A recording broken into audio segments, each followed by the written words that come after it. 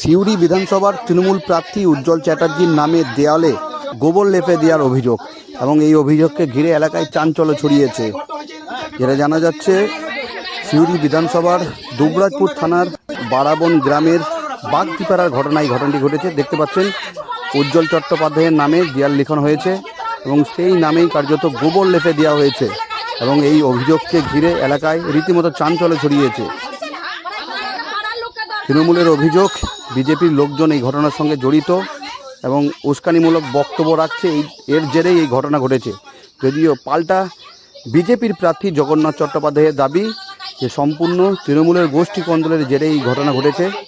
এখানে বিজেপির কোনো যোগ নেই, সবটাই তৃণমূলের গোষ্ঠী কন্দলের জেরেই ঘটনা ঘটেছে। এখন এই পুরো ঘটনা তদন্ত শুরু করেছে দুবরাজপুর থানার পুলিশ। এই ঘটনাকে কেন্দ্র করে রীতিমতো এলাকায় চাপা উত্তেজনাও রয়েছে।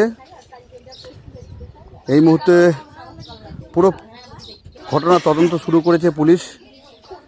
সিউড়ি বিধানসভার তৃণমূল প্রার্থী উজ্জ্বল চট্টোপাধ্যায়ের দেয়াল লেখনে গোবর লেপে দেওয়া অভিযোগ।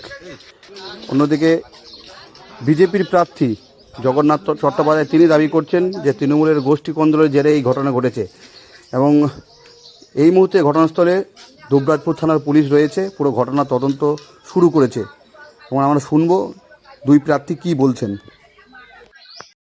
পঞ্চায়েতের বারাবন গ্রাম বাগদিপাড়া, সেখানে দেখা যাচ্ছে আপনার দেওয়াল লেখনে গোবর লিখে দিয়েছে, কে বা কারা, কি বলবেন, কারা করতে পারে? দেখুন, এটা তো তার রুচি সম্মত ব্যাপার।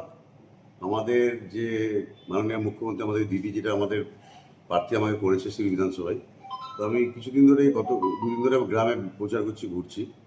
গতকাল আমি শুনলাম যে ওই এলাকাতে আমাদের যে বিজেপি প্রার্থী জগন্নাথ চট্টোপাধ্যায় গেছিল বক্রেশ্বর, ওই এলাকার মধ্যে পড়ে।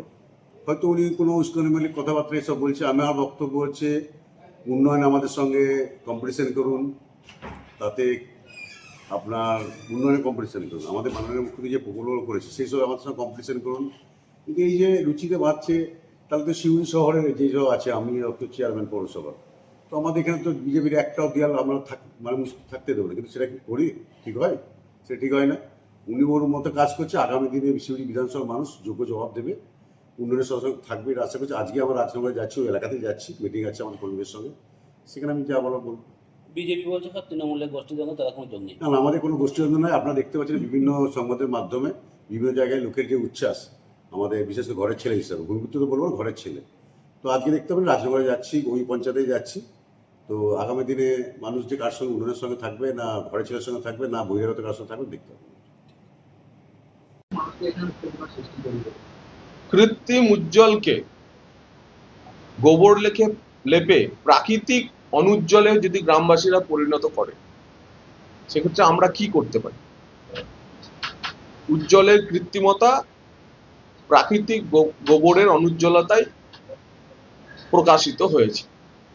ভারতীয় জনতা পার্টি এই সংস্কৃতিতে বিশ্বাস করে না। ভারতীয় জনতা পার্টি এসব কাজও করে না। ভারতীয় জনতা পার্টি মনে করে কোনো একটি নির্বাচনে প্রতিটি প্রার্থী সমান অধিকারে সমভাবে দেওয়াল লিখবে, পতাকা টাঙাবে, পথসভা করবে, মিছিল মিটিং করবে, নিজেদের রাজনৈতিক কথা ব্যক্তিগত কুৎসা ছেড়ে মানুষের কাছে নিয়ে যাবে, মানুষ সিদ্ধান্ত নেবে। আজকে দেখুন, তৃণমূলের প্রার্থী ঘোষণা হওয়ার পরেই নানা গোষ্ঠী একে অপরকে বিদ্রুপ করছে। আমরা আপনাদের কাছ থেকে জানার পর যখন খোঁজ নিলাম, তখন জানলাম যে ওখানে যে প্রার্থী, তার প্রার্থীর বিরুদ্ধ গোষ্ঠীর লোকজন সক্রিয় এবং তারাই গোবর লেপে এই প্রার্থীর পরাজয় চেয়েছে।